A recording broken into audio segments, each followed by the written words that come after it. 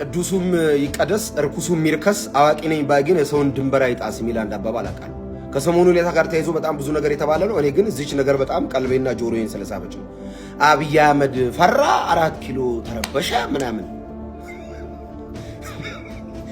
አብይ አህመድ ፈራ ሄቼቼ በእውነት ፈርቶ ስልጣን ላይ ከመምጣቱ በፊት በምስራቅ አፍሪካ ውስጥ በገንዘብም በሴኩሪቲ አቋም አንቱታን ያተረፈችን ህወሓት የምትባል ግዙፍ ድርጅት ለማሽመድመድ እያሳሳቀ መለስ እግር ስር ቁጭ ብሎ በረከት ስምኦን የሚባል ጃይንት ሰው ሸውዶ እና አቦይ ስብሃትን ባልጠበቁት መንገድ ድርጅቱን እንዳልነበረ አድርጎ ስልጣን ላይ ከመጣ በኋላ እንኳን ችግኝ ሲተክል፣ ኳስ ሲጠልት፣ ሲስቅ ሲያሳቅቅ፣ እናቶችን ሲስም፣ በየሀገሩ ቱር ሲያደርግ በቃ አይሆንም ብለው እንደፈለጉ ሊጫወቱ ሲሞክሩ አሽመድምዶ አስቀምጦ ዛሬ ላይ ከዛሬ 9 እና 8 ዓመት በፊት የኢትዮጵያ ወታደር ቼክ ብታረግ በብሔር ተቧድኖ ቃታ ሊሳሳብ ጥቂት የቀረውን ወታደር እንደ አዲስ አደራጅቶ የሀገራዊ ሜንታሊቲ እንዲኖረው ወታደሩን አድርጎ ዛሬ ኢትዮጵያ ወታደሩ ፊት ብሔር ብታወራ በጥፊ ነው የሚጨረግድ። ጉዳዩ አይደለም። ኢትዮጵያ ወታደር ኢትዮጵያ የሚል ሜንታሊቲ ወታደሩ ውስጥ ገንብቶ ከእግረኛ እስከ ስፔሻል ፎርስ እስከ አየር ኃይል በምስራቅ አፍሪካ ግዙፍ የወታደር ተቋም የገነባን ሰውዬ በግጥም ሊፈራ ማለት ነው። ያውም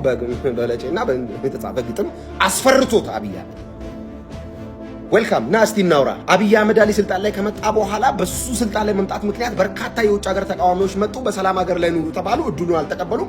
እኔና አብይ ነን ሁለት መንግስት ነን ሲሉ ግርማ የሌለው ሞገሳቸውን ገፎ በሸሚዝና በካራባት አረጋቸው። ይሄው እንደ እብድ በየሚዲያው ሲናከሱት ያለ ቀለው እንደ ሶቪየት ህብረት ፈልቶ የቀዘቀዙ ሽማግሌዎች ሀገሪቱን መጫወቻ አያረጓትም ሽግግር መንግስት እያሉ የአፓይር ዝራዥ በትውልድ አይጫወትም ብለው ዳራ ሲዟቸው ቁጭ አድርጎ ምንነታቸውን ማንነታቸውን የኢትዮጵያ ህዝብ እስኪያውቅላቸው ድረስ እርቃናቸውን አስቀርቷል። አብይ አህመድ አሊ እኮ በግጥም ሊወርድ ሊፈራ ማለት ነው። ሰውየው ኢትዮጵያ መጻኢ ዕድሏን ይወስናል የሚባለውን ግዙፍ ወደብ የአሰብን ወደብ በድርድር ካልሆነ ግን እያለ በኮንፊደንስ በኢትዮጵያ መሪዎች ታሪክ ታይቶ በመታየው ሁኔታ በራስ መተማመኑን ቀና አድርጎ ወደቡን እንወስዳለን የሚል በራስ መተማመኑ የትውልዱን የወደብ ጥያቄ እንደ አዲስ ያነሳሳ ኢትዮጵያን የሚወድ በናሽናል ኢንተረስት ለሰከንድ ሽርፍራፊ የማይደራደረው አብይ አህመድ አሊ ብዙዎች ኢትዮጵያ በምትል ማሊያ ተደርበው ግን የዚች ሀገር ጠላት መሆናቸውን እንዲህ ያሳየን እኮ ነው አብይ አህመድ አሊ። ብዙ ጊዜ ኢትዮጵያዊ ነን የሚሉ ሰዎች እኮ ፍንትው አድርጎ ዘረኛ መሆናቸውን እኮ ያሳየን አብይ አህመድ አሊ።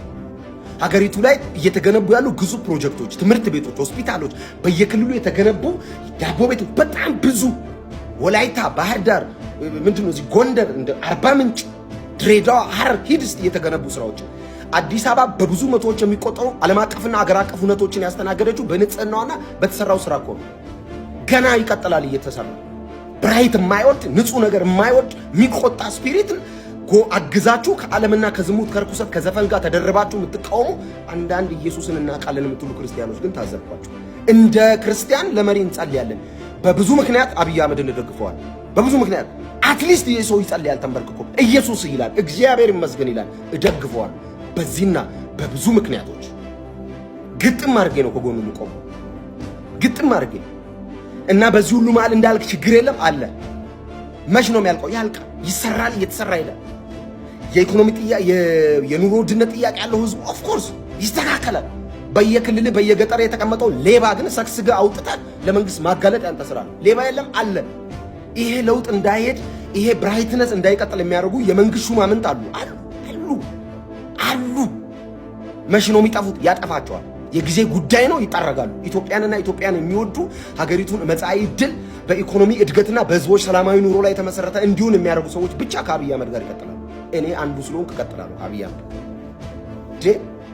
ሲሆን ለመሪ መጸለይ ሲገባ ቆማችሁ እኩል ህዝብን ትውልድን ደም የሚያፋስስና የኢትዮጵያን ህዝብ ማስለቀስ በጣም ሲምፕል እኮ፣ በጣም ቀላሉ ነገር የኢትዮጵያን ህዝብ ማስለቀስ ነው። አሳዛኝ ክላስ ካልታስገባለ መከረኛ የሆነ ባንዲራ አለ ምናምን ስትል ማስለቀስ ቀላል ነው። መፍትሄ ምን ይሻለናል፣ ምን እንስራ፣ ምን እንለውጥ ተብሎ ነው የሚወራው። በይሳል ሰውየው ጉዳዩ አይደለም፣ አይዘው ጉዳዩ አይደላችሁም። ይሄ በጣም አብይ ፈርቅ ወይኔ ያልተዋወቅን ጎበዝ። እኔ በቀዳማዊ እመቤት ታሪክ ውስጥ ከ37 በላይ ግዙፍ ትምህርት ቤት፣ ሆስፒታሎችን፣ የሴቶችን ማዕከል አዲስ አበባ ከተማ ላይ ወይዘሮ አዳነች አቤቤ በሳቸው መሪነት የተሰራው ስራ ቀላል ነው እንዴ?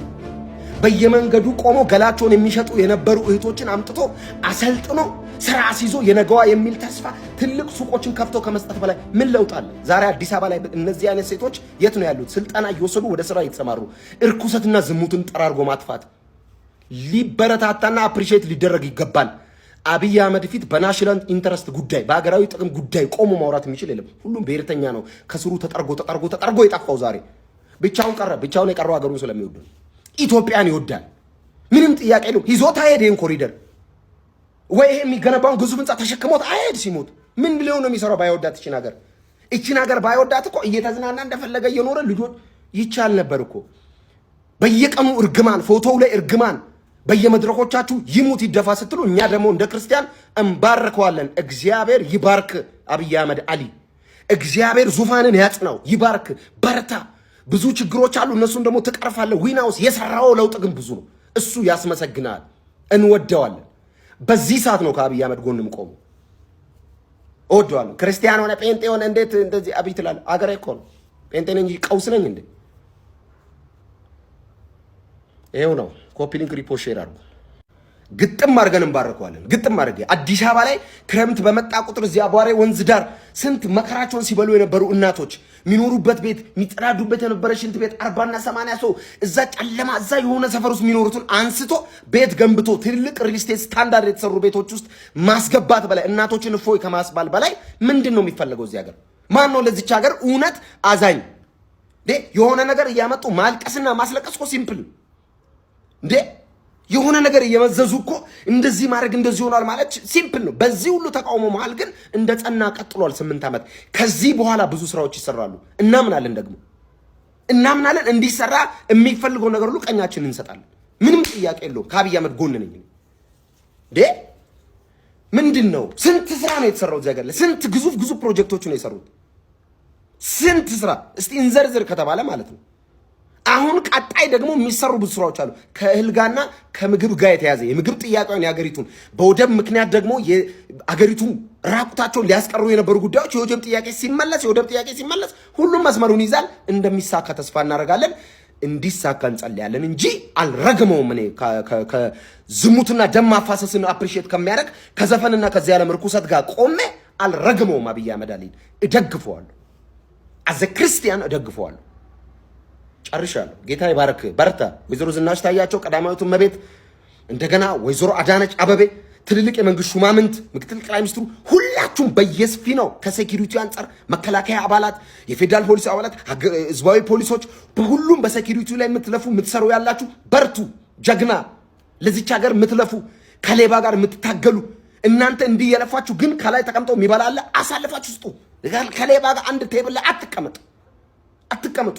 እናንተ ለዚች ሀገር የምትለፉ ሁላችሁም ሪስፔክት ይገባችኋል። እንጸልይላችኋለን፣ እንባረካችኋለን። ተባረኩ።